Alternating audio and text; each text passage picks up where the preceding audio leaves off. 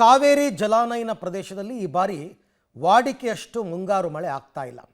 ಹೀಗಾಗಿ ಜೀವನಾಡಿಯಾಗಿರ್ತಕ್ಕಂಥ ಕಾವೇರಿ ಒಡಲೇ ಬರದಾಗಿದೆ. KRS ಡ್ಯಾಂನಲ್ಲಿ ಕನಿಷ್ಠ ಮಟ್ಟಕ್ಕೆ ತಲುಪಿದೆ ನೀರಿನ ಮಟ್ಟ.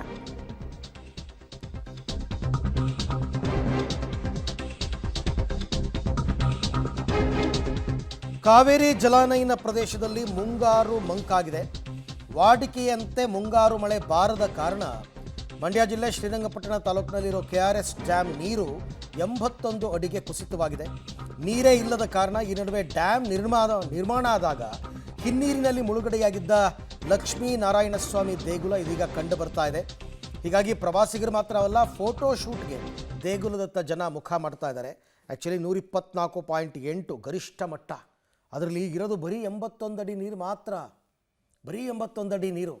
ಹಿನ್ನೀರು ಕಡಿಮೆ ಆಗ್ತಾ ಹೋಗುತ್ತಲ್ಲ, ಅಲ್ಲಿ ಮುಳುಗಿರ್ತಕ್ಕಂಥ ಮಂಟಪಗಳು, ದೇವಾಲಯಗಳು ಎಲ್ಲ ಕಾಣೋದಕ್ಕೆ ಶುರುವಾಗುತ್ತೆ. ನೀವೀಗ ನೋಡ್ತಾ ಇರೋದು ಲಕ್ಷ್ಮೀ ನಾರಾಯಣ ಸ್ವಾಮಿ ದೇವಸ್ಥಾನ. ನೀರೆಲ್ಲ ಕಂಪ್ಲೀಟ್ ಆಗಿದ್ದ ಇದು ಕಾಣದೇ ಇಲ್ಲ ಬಿಡಿ ನಿಮಗೆ. ಬಟ್ ಈಗ ಕಾಣಿಸ್ತಾ ಇದೆ ಅಂತಂದರೆ ಅಲ್ಲಿಗೆ ನೀರು ಎಷ್ಟು ಕಡಿಮೆ ಆಗಿದೆ ಅಂತಕ್ಕಂಥದ್ದನ್ನು ಅರ್ಥ ಮಾಡ್ಕೊಳ್ಳಿ.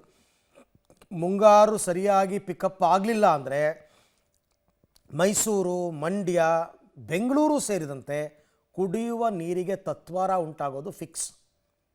ಆ ಮಟ್ಟಿದೆ. ಯಾಕೆಂದರೆ ಕೊಡಗು ಭಾಗದಲ್ಲೇ ಸರಿಯಾಗಿ ಮಳೆ ಆಗ್ತಿಲ್ಲ. ಕೊಡಗಿನಲ್ಲಿ ಮಳೆ ಆದರೆ ಮಾತ್ರ ನಿಮಗೆ ಕಾವೇರಿಗೆ ನೀರು ಬರೋದು. ಹಾಗಾಗಿ ನಿಮಗೆ ಈ ಪರಿಸ್ಥಿತಿ ಕಂಡು ಬರ್ತಾ ಇದೆ.